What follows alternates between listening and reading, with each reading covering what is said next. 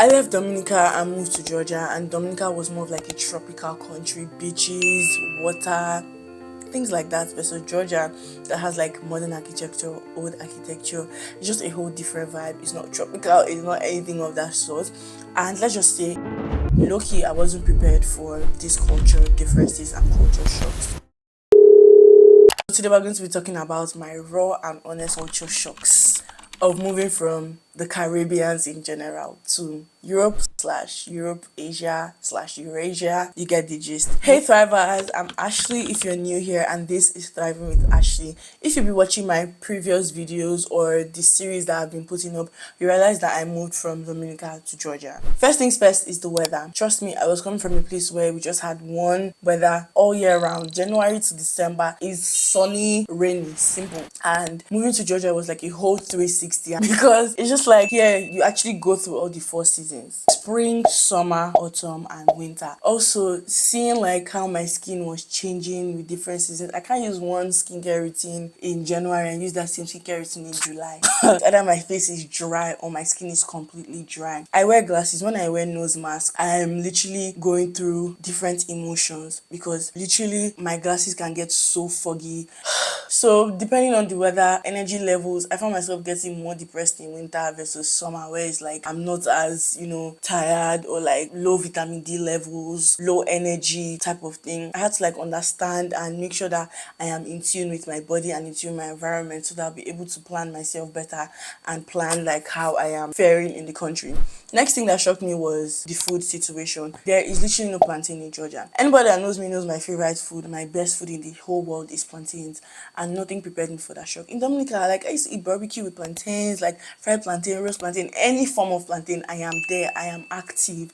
Here, it's like you're doing treasure hunts to find plantain. Depending on how much people want it, it can either be like a hot commodity or it can be like almost so up there. But I was so sad. Like, you know what it means to not be able to find plantain? There's bananas everywhere, so why not plantains? They have their own specific food. So I know like kachapuri, kinkali. I also know ojakuri, which is one of my favorites, by the way. Like, I just been imagining, okay, how about like ojakuri, but maybe with plantains instead of potatoes?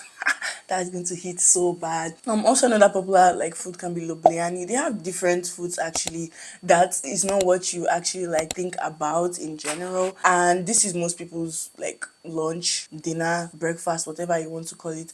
But their own like way of living is so different. Like, that was a huge shock to me. There's Chinese restaurants, there's Indian restaurants, there's different, places, different price points, different restaurants you can actually find this type of food you want. But I'm just saying locally, like, that's what they do have. Yeah, so that's it about food culture here.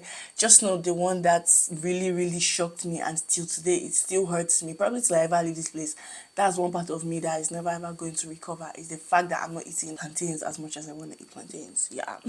Next to be the alphabet and the language. Oh my god. The first day I arrived here, the only word I knew was Gamajoba. But when I came out of the airport and I was doing that transit back to my house, the alphabet looked so strange. It looked like art. It just looks like drawings. And I was like, what? How does somebody like understand this? How are you going to be able to decode what they're saying? Learning the alphabet, learning basic phrases has actually like saved me a lot, because trust me, not everybody here knows how to speak English. It is not their first language. So just opening your mind and learning the language, like, to an extent, is really going to help you in so many different ways. You don't have to understand everything, but you can just understand the basic like day-to-day like communication phrases, Gamajoba, Nakwam this, Didi Madloba. Little things like that will just go a long way. And I feel like Georgians, when they see you can actually speak their language, it brings them so much joy, because it's not an easy language to learn. So yeah, every day I make errors in transit, in commutes, even when I try to speak the language.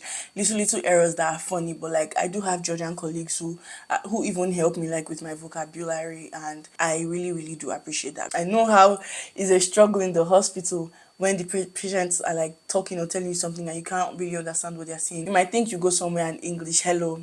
Not everybody can speak hello and bye bye here. You just need to be able to know the basic ones. Next thing I'll say is safety. The culture here is so different. I'm not even going to lie. By 11 p.m. I am going out and I feel safe. The truth is, there's so many different factors, so many different things that can go wrong or go right, depending. I can leave my house and not see the police outside. Another thing is, if you don't have like your TRC, or if you're not legal in the country, it is a threat. It can actually stop you, ask you for your residency. If you don't have a residency, that's another issue. issue on its own. You're at risk of people facing like deportation, paying fines if you overstay like a little bit of your TRC. If it expires and you can't renew it, you might have to leave the country. So many different things that actually shocked me, and it took me learning and understanding. I don't leave my house without my TRC because I know the police can actually stop me and, you know, try to find out what I'm doing here. Am I illegally here or am I illegally in the country? So I always leave my house with my TRC. Like, it is always with me. Remember one day where I was leaving the house and they randomly stopped me. They don't even want to hear anything and they can't speak English like that. How do you know how to defend yourself? But if I show you my TRC, you know that, okay, like, I've done my due diligence, I've gone through the right processes to actually be legal in the country. Next thing, and maybe the final one I would say for this video, because there's a lot, but like I'm just trying to limit it to like, you know, 5, 6. Yeah, if you want to know more, I can do other videos. We have classes on Sundays. If nothing shocked me, the fact that I have class today. What's the time? It's almost 3 and I'm going to leave my house now because I have a class today that is Sunday. It is insane. It's something that I have never still wrapped my mind around, like having classes on Sunday. That was one of the biggest shocks of my life. Like, I do have Sunday classes, I do have Saturday classes. It is not a skit, it is real. It's actually my real life. The structure of learning, the clinical environment, other than the language barrier, I would say, like, as I'm doing my clinical rotations now, I just finished my general surgery 2 rotations, and I really did enjoy that rotation because it was very inclusive. Doctors were willing to teach, and you know, every doctor is the same, not every rotation will be the same. You just have to go and see for yourself and, you know, navigate each one that comes your way. So not everybody or not every doctor is going to teach you the same way. Sometimes you might even have to like go the extra mile to teach yourself. Little things that I didn't realize were actually things, but they did shock me. But you see, the classes on Sunday, that was one of the biggest shocks of my life. Having classes on Sunday, yeah, it's crazy having to adapt, and it's also a new experience, a new feeling. If somebody is not like showing you the ropes, showing you the books, there are some things that you would have to learn on your own and discover, because if I tell you, you will not believe me until you actually experience it for yourself. I'm still learning. Like, every single day I learned something about this country. I didn't realize how laid back Dominica was until I got here. I knew they were laid back, but Georgia, 5 p.m, 4 p.m, rush hour, something that'll take me 20 minutes can take me 40 minutes. I'm not even exaggerating. If rain falls, just forget it. In some areas, just forget it. The metro, like, can be very packed. When I say packed, sometimes the distance between me and Mr. B is this, like this, tiny, this. The metro can be very packed. The buses can be very packed. I don't know how to explain this, but as a student, using the metro, using the bus, using like local transportation system, if you have a student card, is really affordable. But trust me, nothing prepared me for the metro by 8 a.m. or 7 a.m. when everybody's going for their daily activities. Bro, subconsciously, I didn't know when I started walking fast, started rushing to do things. I was just like, calm down. You don't know where these people are going. Calm down. So what I do is leave my house early, make sure that like I am not subconsciously influenced to actually like follow the rush pattern, like the bustling of the city.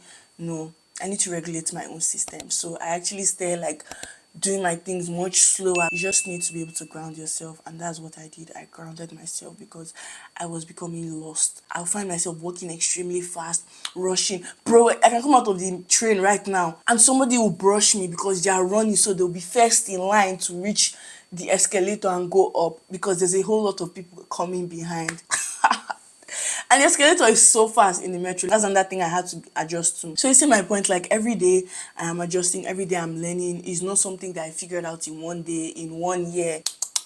So it's still a learning curve. Like, I'm thriving every day and growing, learning and understanding and just having an open mind in general. This is not my last bus stop. When I'm done here, greater opportunities are waiting for me, bigger opportunities are waiting for me. Amen. So yeah, I'm so glad I made this video. Like, there's more. If you want to know more, like, you can comment, ask your questions, I'll answer your questions. But yeah, these are just the basic ones that, like, when I say shocked me. So if you're planning to move, let me know something that you're scared of. Let me know something that, you know, if you think about this, you're like, I don't know if I want to move, because trust me, I did have most of those fears. Thank you for stopping by. Don't forget to hit that subscribe button if you really enjoyed this video, and I'm going to see you in my next video. Stay thriving, keep thriving, and be blessed. Bye. Shock face. How do they do shock face? Do you do? Oh my god. I just recorded half of this video and it wasn't recording properly, so here it goes again.